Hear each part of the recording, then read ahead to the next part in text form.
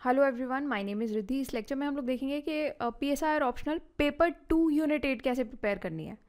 तो comparative politics वाली ये यूनिट्स हैं। तो आप सिलेबस सबसे पहले आपको देखना पड़ेगा, पर सिलेबस देख के ना ये समझना बहुत मुश्किल है कि इन टॉपिक्स में से कौन से क्वेश्चंस यूपीएससी पूछेगा।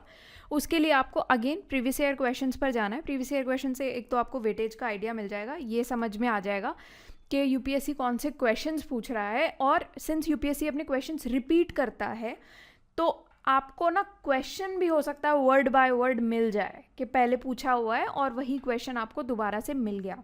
ठीक है, तो वो चीज़ आपको ध्यान में रखनी है। अब प्रीवियस ईयर क्वेश्चन देख करके जाना बहुत ज़्यादा ज़रूरी है। अगर आप नहीं करके जा रहे हो तो फिर वो चीज़ एक चिंता वाली बात हो सकती है। आप खुद देख लेना, ये सिनॉप्सिस वेबसाइट पर आप विजिट करना और वहाँ पर ये फ्री बुकलेट अवेलेबल है। 40 ईयर्स की प्रीवियस ईयर क्वेश्चन है, तो वो आप बुकलेट यहाँ से डाउनलोड कर लेना और अपने नोट्स जहाँ से भी आप प्रिपेयर कर रहे हो उस चीज़ में को इनकलकेट कर सकते हो आप अपने नोट्स में। 2023 का फॉर एग्जांपल अभी क्वेश्चन आया था कि WTO के रिगार्डिंग द कोविड-19 वैक्सीन मैन्युफैक्चरिंग, ये trade related intellectual property rights waiver नहीं है। क्यों नहीं है ये? ठीक है, तो क्यों ये ऐसा कॉम्प्रोमाइज़ हुआ था? तो ये क्वेश्चन जो है ना, कोई नया क्वेश्चन नहीं है। ऑलरेडी यूपीएससी ने क्वेश्चन इस तरीके का पूछा हुआ है पहले भी। तो ये वो बुकलेट है प्रीवियस ईयर क्वेश्चंस की। तो आप यहाँ पर जैसे देख सकते हो कि ये पर्टिकुलर क्वेश्चन है अभी 2023 में आया है। तो ये चीज़ हमने इस बुकलेट में जैसे सर्च की है, तो इंटेलेक्चुअल प्रॉपर्टी राइट्स पे 1996 में भी यूपीएससी ने क्वेश्चन पूछा था और 2021 में भी क्वेश्चन पूछा था। और ये क्वेश्चन एब्सोल्युटली सिमिलर है, बस यहाँ पर इतना फ़र्क है, इंडिया की पोजीशन बतानी है आपको on waiver of intellectual property rights on कोविड-19 वैक्सीन इन WTO। तो इस कंटेक्स्ट में ये चीज़ पूछी गई है आपसे। इस चीज़ से आपको इतना आइडिया हो गया होगा कि यूपीएससी किस तरीके से क्वेश्चंस रिपीट करता है। अब आप अगर कहीं और से तैयारी कर रहे हो तो आपको ये चेक करना ज़रूरी है अपने नोट्स में कि क्या प्रीवियस ईयर क्वेश्चन सॉल्व हो रहे हैं आपके नोट से या नहीं हो रहे। वो चीज़ आप चेक कर सकते हो प्रीवियस ईयर क्वेश्चन की बुकलेट फ्री डाउनलोड करके। तो अगर तो आपके नोट्स में ये प्रीवियस ईयर क्वेश्चन अवेलेबल हैं और आप सॉल्व हो रहे हैं तो ईजिली आप उन्हीं नोट्स पर स्टिक कर सकते हो और कोई नोट्स या फिर और कोई बुक्स पर आपको मूव करने की ज़रूरत नहीं है। बट अगर आपको लगता है कि वहाँ से क्वेश्चन सॉल्व नहीं हो रहे हैं तो फिर आप उन नोट्स को फाड़ के फेंक दो, उसमें कोई फ़ायदा नहीं है। एक बार के लिए ज़रूर लगता है कि यार इतनी महंगी कोचिंग ज्वाइन की थी या फिर ये इतने महंगे नोट्स खरीदे थे, पर उससे ज़्यादा इंपॉर्टेंट और उससे ज़्यादा वैल्यू आपके टाइम की होती है, क्योंकि पूरे पूरे साल निकल जाते हैं। तो आप प्लीज़ प्रिपरेशन ठीक से करो, एग्ज़ाम क्लियर होना इन दी एंड ज़्यादा इंपॉर्टेंट है। ठीक है, तो उस चीज़ पर आपको ध्यान देना है। अब यहाँ पर क्या है, प्रीवियस ईयर क्वेश्चंस आप थोड़े से देखो, जैसे evolution of international economic system है, उसमें से क्वेश्चन पूछा हुआ है ऑयल क्राइसिस के ऊपर, इंडिया की डेवलपमेंट स्ट्रैटेजी के बारे में आपको बात करनी है। From Bretton Woods to WTO के रिगार्डिंग यहाँ पर बहुत सारे क्वेश्चन पूछे गए हैं WTO नेगोशिएशंस के ऊपर। अगेन यहाँ पर United States of America in WTO dispute settlement mechanism के ऊपर क्वेश्चन पूछा हुआ है, उसका इम्प्लीकेशन पूछा हुआ है on the future of WTO। Doha round of WTO negotiations पर क्वेश्चन पूछा है, constant breakdown of WTO negotiations, ये सारे क्वेश्चन यहाँ पर पूछे हैं। मेन फीचर्स पूछे हैं, intellectual property rights and free world trade, again वही सिमिलर क्वेश्चन। फिर आपका आता है ये third world demand for new international economic order, इसमें से भी काफ़ी क्वेश्चंस यूपीएससी ने पूछे हैं। फिर globalisation of the world economy, ये सारे टॉपिक्स हमें समझने हैं। अब हमें क्या करना है, ये सारे तो प्रीवियस ईयर क्वेश्चन हो गए, तो पिछले 40 साल में यूपीएससी ने यही पूछा है, ये आपको ध्यान में रखना है। अब इसके बाद यहाँ पर ये स्ट्रक्चर मैंने ऑलरेडी बना करके हम लोगों ने दिया है, सो दैट आपको ना एक चीज़ यहाँ से क्लियर हो जाए कि जो लोग खुद से प्रिपेयर कर रहे हैं, जिनके पास अभी टाइम है, उनके लिए सिंस उनका टाइम वेस्ट ना हो, तो ये स्ट्रक्चर ऑलरेडी हम लोगों ने बना के दे दिया है कि कौन कौन से और टॉपिक्स आपको प्रिपेयर करके जाने हैं। जैसे फॉर एग्जांपल अभी अगर आप पढ़ रहे हो ये particular topic evolution of international economic system, तो इसमें से तो एक ही क्वेश्चन आया है, तो वो एक क्वेश्चन आप कर जाओगे प्रीवियस ईयर क्वेश्चन में से। पर और भी तो टॉपिक्स है ना जो आपको प्रिपेयर करके जाने पड़ेंगे, क्योंकि इन दी एंड सिलेबस का पार्ट तो यही टॉपिक है ना। तो ये टॉपिक तो आप एटलीस्ट प्रिपेयर करके जाओगे, पर इस टॉपिक के अंडर इस क्वेश्चन के अलावा हमें क्या क्या पढ़ना है वो कैसे पता लगेगा, जिसमें से यूपीएससी और क्वेश्चंस पूछ सकता है। हो सकता है 40 ईयर्स में नहीं पूछा, आप पूछ ले। तो उस चीज़ के लिए हम बुक्स रेफ़र करते हैं। तो यहाँ पर ये बुक्स दी हुई हैं, जिसको आप ये वीडियो पॉज करके या स्क्रीनशॉट ले करके ये आप अपने पास रेफ़र कर सकते हो। ये कुछ रिसोर्सेज हैं जो कि आप रेफ़र कर सकते हो इस पूरी यूनिट के लिए। तो यूनिट बाय यूनिट बुक्स जो हैं वो डिफ़र कर जाती हैं। जैसे ये सारी भी जो बुक्स हैं ना, वो इनमें से जितने भी टॉपिक्स हैं उनके लिए अलग अलग बुक्स हैं। For example from Bretton Woods to WTO के लिए ये पर्टिकुलर बुक है, ठीक है। ऐसे ही अलग अलग टॉपिक्स के लिए आपकी आगे आके अलग अलग बुक्स आती रहेंगी। ग्लोबलाइजेशन के ऊपर बुक है, थर्ड वर्ल्ड के ऊपर बुक है। तो इसी तरीके से हर एक टॉपिक के लिए अपनी अपनी बुक्स आती हैं, तो वो आपको रेफ़र करनी है। बुक्स में से आप सिर्फ कंटेंट देख सकते हो, अदरवाइज जो भी टॉपिक्स प्रिपेयर करने हैं वो यहाँ पर दे दिए हैं। तो ये वो टॉपिक्स हैं बेसिकली जिनमें आपके प्रीवियस ईयर क्वेश्चंस भी कवर हो गए, और अगर यूपीएससी कहीं बाहर से पूछ लेता है तो ज़्यादा से ज़्यादा बुक से पूछ लेगा, है ना, क्योंकि इन दी एंड तो हमारे रेफरेंसेस वही रहती हैं ना, और यूपीएससी खुद तो बना नहीं देगा कुछ भी नया टॉपिक, है ना। तो बुक्स भी रेफ़र कर लिए, तो हमारा एक हॉलिस्टिक प्रिपरेशन हो जाता है ये। ऑल्सो अगर किसी को ये कंटेंट वगैरह खुद नहीं बनाना है तो वन स्टॉप सॉल्यूशन फिर सिनॉप्सिस प्रोवाइड करता है कि यहाँ पर हम लोग नोट्स बस अपनी तरफ से, ये पूरा जो स्ट्रक्चर है इसमें पूरे नोट्स बना करके देते हैं, पूरा कंटेंट हो जाएगा, और इसके अलावा आपको कोई भी और बुक या फिर नोट्स या फिर कुछ भी और रेफ़र करने की नीड नहीं पड़ेगी। ओके, थोड़ा सा स्ट्रक्चर देखते हैं। जैसे evolution of international economic system है, इसमें आप इंट्रोडक्शन दोगे, प्री मॉडर्न एरा के बारे में आप बताओगे, मर्केंटलिज्म, कॉलोनियलिज्म के बारे में आप थोड़ा सा एक्सप्लेन करोगे। यहाँ पर क्या है, ये इसके सब टॉपिक्स हैं, तो इसके बारे में ना आप थोड़ा थोड़ा ही एक्सप्लेन करना, बहुत ज़्यादा नहीं, क्योंकि ये टॉपिक्स ना हम लोग ऑलरेडी कवर कर चुके हैं, कुछ टॉपिक्स डिटेल में और कुछ टॉपिक्स हम आगे आने वाली यूनिट्स में और डिटेल में कवर करेंगे, क्योंकि ये एक बड़ा पार्ट बनेगा आगे आने वाली यूनिट्स का। तो इस वजह से आप थोड़ा थोड़ा ही इस हिसाब से आप लिख सकते हो, पढ़ सकते हो इसको। फिर इंटर वॉर पीरियड है एंड ग्रेट डिप्रेशन है, पोस्ट वर्ल्ड वॉर 2 एरा है यहाँ पर, जैसे formation of general agreement on trade and tariffs.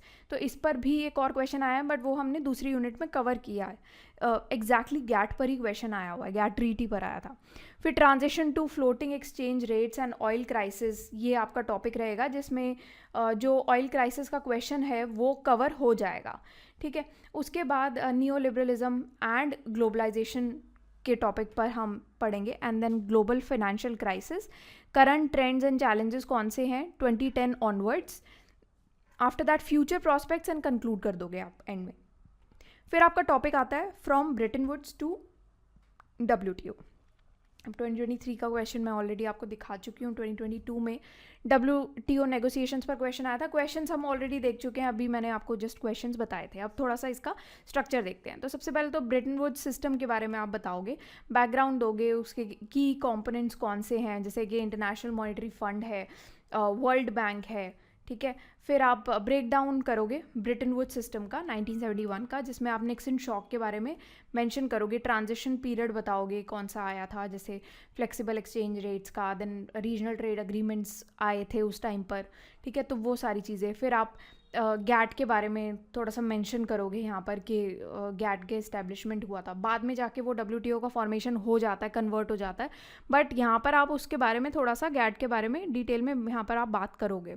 फिर WTO फॉर्मेशंस के बारे में आप बताओगे, जिसमें आपका ये जो 2023 का क्वेश्चन आया था, main features of the WTO, ये पर्टिकुलर क्वेश्चन आपका यहाँ पर कवर हो जाएगा। फिर इंपॉर्टेंट फंक्शंस बताओगे WTO के, देन चैलेंजेस एंड क्रिटिसिजम्स बताओगे, जिसमें आपका जो 2008 का पर्टिकुलर क्वेश्चन है, constant breakdown in WTO negotiation suggest to many disagreements in world politics, ये क्वेश्चन भी कवर हो जाएगा। रीसेंट डेवलपमेंट्स बताओगे 2022 के बाद के कौन से हैं, ग्लोबल इकोनॉमिक शिफ्ट्स के बारे में मेंशन करोगे, और रीसेंट डेवलपमेंट्स में ना बहुत सारे क्वेश्चंस आपके कवर हो जाएंगे, जैसे कि Doha round of WTO negotiations cover हो जाएगा ये particular topic, over differences between developed and developing countries. फिर यूनाइटेड स्टेट्स ऑफ अमेरिका का क्या रोल है WTO वर्ल्ड ट्रेड ऑर्गेनाइजेशन में। आफ्टर दैट ये इंटेलेक्चुअल प्रॉपर्टी राइट्स वाला पर्टिकुलर क्वेश्चन है, क्योंकि ये भी रीसेंट डेवलपमेंट ही है। आफ्टर दैट 1996 का जो क्वेश्चन है intellectual property rights and free world trade का, ये भी एक रीसेंट डेवलपमेंट है, ये कवर होगा। Then identify and evaluate the reasons for deadlock in the WTO negotiations on fisheries between developing and develop countries, तो ये क्वेश्चन भी रीसेंट डेवलपमेंट का क्वेश्चन है, इस वजह से यहाँ पर कवर करेंगे। फिर नेक्स्ट टॉपिक आता है आपका socialist economies and CMEA।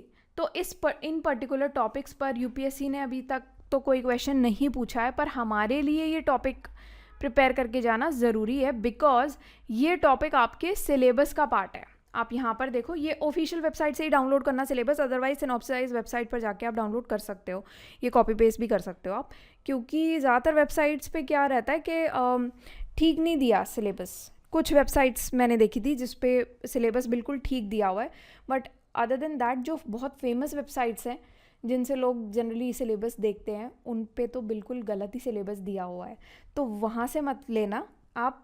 Better यही है आप यूपीएससी की ऑफिशियल वेबसाइट पर जाके सीधा सिलेबस डाउनलोड कर लो, ठीक है, कन्फ्यूजन नहीं रहेगी। तो यहाँ पर आप देखोगे evolution of international economic system हमने समझ लिया, from Bretton Woods to WTO समझ लिया। अब हम यहाँ पर socialist economies and the CMEA, council for mutual economic assistance, ये टॉपिक पढ़ रहे हैं, अभी समझ रहे हैं, ठीक है, कि कैसे प्रिपेयर करना है। तो ये टॉपिक आपके सिलेबस का पार्ट है, इसलिए हमें पढ़ना ज़रूरी है, अदरवाइज क्वेश्चंस एज सच नहीं है।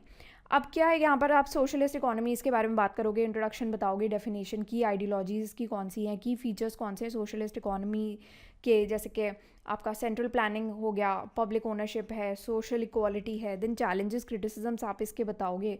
फिर आप बताओगे council for mutual economic assistance, जिसमें फॉर्मेशन पर्पस क्या था इसका, पहले तो ये बताओगे ना क्या है ये, ठीक है, और देन क्यों इस्टेब्लिश हुई थी, क्या पर्पस है इसका, कब हुई थी इस्टेब्लिश, ठीक है। Mainly post war reconstruction and development के लिए ये आई थी, और ये जितनी भी सोशलिस्ट कंट्रीज़ थी उनके द्वारा ये फॉर्म की गई थी, इंक्लूडिंग सोवियत यूनियन, ताकि इकोनॉमिक कॉपरेशन बना रहे।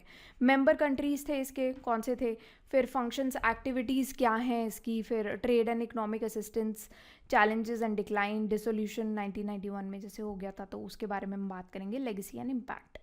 ओके, यहाँ पर ये आपका एंड होता है। अब ये है third world demand for new international economic order, ये नेक्स्ट टॉपिक है। तो यहाँ पर यूपीएससी ने क्वेश्चन पूछा है, जैसे 2008 का क्वेश्चन है, 2006 का क्वेश्चन है, देन 2002 में भी क्वेश्चन पूछा था, तो ये सारे क्वेश्चन अभी हम देख लेते हैं। 2000 में भी क्वेश्चन पूछा था, 1995 में भी पूछा था, तो क्वेश्चंस मोर और लेस सेम ही लेवल के आएंगे, सेम ही टॉपिक पर हैं, सेम ही थीम है, न्यू इंटरनेशनल इकोनॉमिक ऑर्डर पर पूछा था इंडिया के कंटेक्स्ट में, अभी पढ़ लेंगे क्वेश्चन। 2006 में India and emerging international economic order पूछा था, 2000 में न्यू इंटरनेशनल इकोनॉमिक ऑर्डर पूछा है, 2002 में एग्जिस्टिंग इंटरनेशनल इकोनॉमिक ऑर्डर पूछा है डेवलपिंग कंट्रीज़ के कंटेक्स्ट में। तो फिर 1995 में again international economic order and factors which perpetuate such an order. तो यहाँ पर क्या पूछा है, 2002 का क्वेश्चन आप देखो, unjust and hegemonic towards developing countries. अब 1995 का क्वेश्चन देखो, unjust and hegemonic aspects of the existing international economic orders and factors which. तो आप समझ रहे हो कि कैसे क्वेश्चंस रिपीट कर रहा है यूपीएससी, तो ये आपको प्रिपेयर करके जाने हैं, इसी वजह से क्वेश्चन सेम रहते हैं, कुछ ऐसा नहीं है यूपीएससी खुद थोड़ी ना बना लेगा, वही तो बुक्स है ना ले दे के। अब 40 सालों में, 40 साल एक बहुत लंबा टाइम होता है जिसमें आपके सारे ऑलमोस्ट सारे टॉपिक्स, थीम सब कवर हो जाता है।